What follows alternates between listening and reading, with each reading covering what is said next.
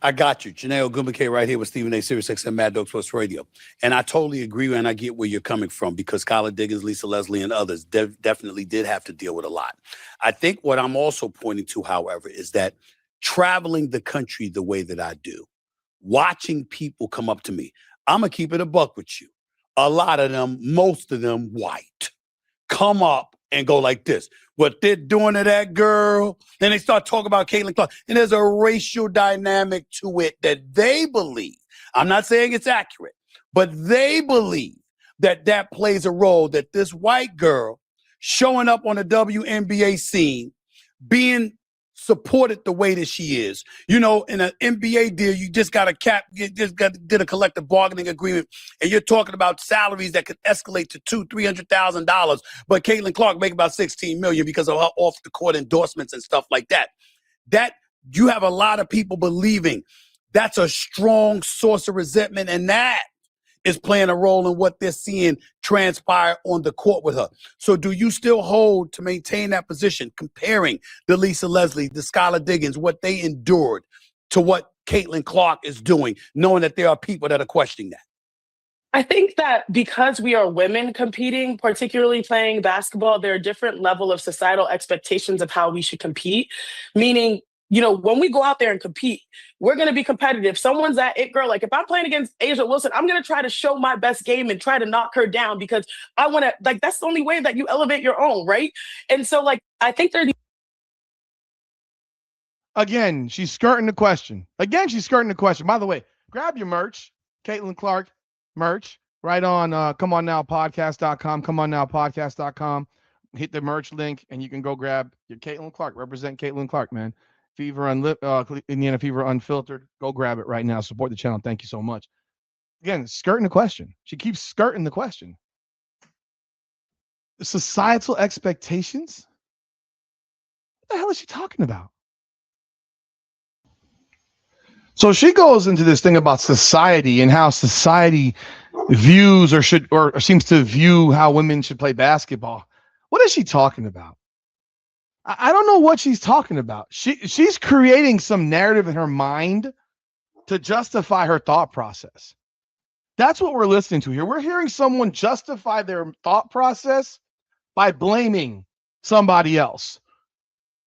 Because I don't view it as anything. I don't view women's basketball. And I can guarantee you, for a lot of men who watch basketball, I watch ball for ball, period. Is the quality of ball that great? Not really. I also watch my 6th grade son play basketball, and 12U Hoops isn't the greatest brand of basketball either, but I watch it. So I can watch a lot of types of basketball. So for her to jump on this train of society views how they should play, no, that's not at all it. There's rules. There's rules. They make rules in the WNBA. And I guess she forgot that. She forgot that there are rules. And I guess she doesn't like the rules, right? But yeah, there's a massive component of race in this thing because they want to show that they're the lesbian black woman is trying to show how tough she is in the league over this straight white girl. But let's continue. These expectations of how we compete and how when the game is done that we carry that over. I'll tell you this. I was the first one when Caitlin dropped her blue, beautiful shoe. I was in the comments. I was like, hey, Caitlin, this is fire because we understand, as you mentioned, the rising tide lifts all boats. When she brings eyeballs and brands and sponsorships to the WNBA, everybody eats. I think every player is excited. And it's not just Caitlin. It's also Angel. What the fuck does that got to do with the question? Sweet baby Jesus, Chiney, can you answer the goddamn question that was asked? Why does some other player got to get brought up? Why does Asia Wilson what does Asia or Angel got to do with shit here? The question is the dichotomy of race in this league? Is it real? She walks in Fashion Week now. Right. People are getting clothing brand deals. Like, just because we compete this way doesn't mean we conduct ourselves behind closed doors a different way. You know, I always tell people the WNBA is a sisterhood, right? Because for so long, we've had to band together to get to where we need to go. Now the money is here and it's different, but I think the principles remain the same, Stephen A. So, but I'll lastly say this. Stephen A., based off of the narratives at times that people come to discover, do you think that, like, you know me, when I give analysis, is it based off of the color of my skin or the gender that I am, or is it just analysis? That's dog shit. You can't pose that question to him. You haven't even answered the questions he's asked you. What is he going to say? Is he going to sit here and say on his show, yeah, you make your decisions based on race? Of course he's not going to say that. He ain't going to say that. Come on now.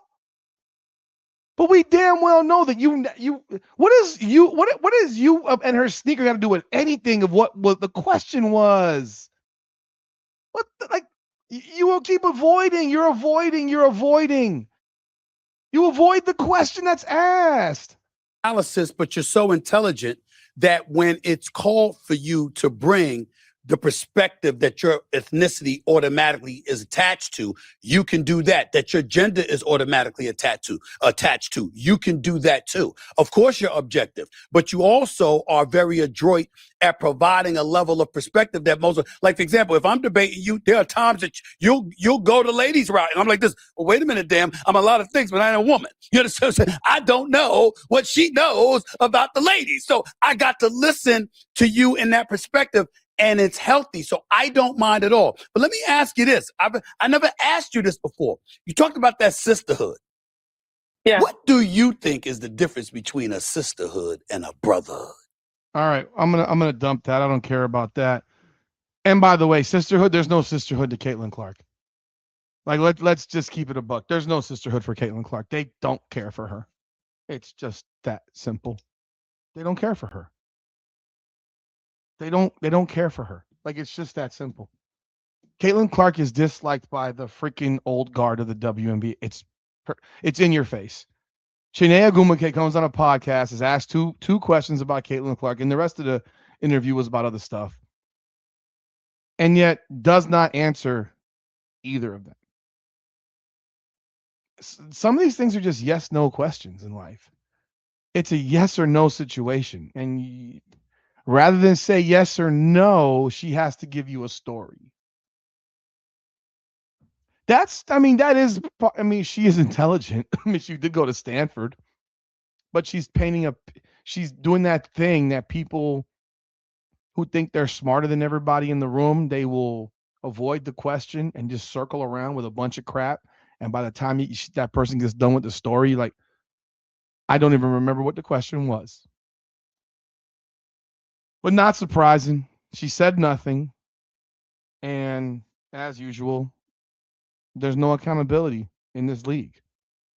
Oh, I'm sorry, except when it comes to blaming the referees. That's about it. The only accountability is blame referees. But hey, y'all let me know y'all thoughts in the comments. Hit that like button and subscribe to the channel. Hype the video. This is Indiana Fever Unfiltered, powered by Come On Now, the podcast. Come on now.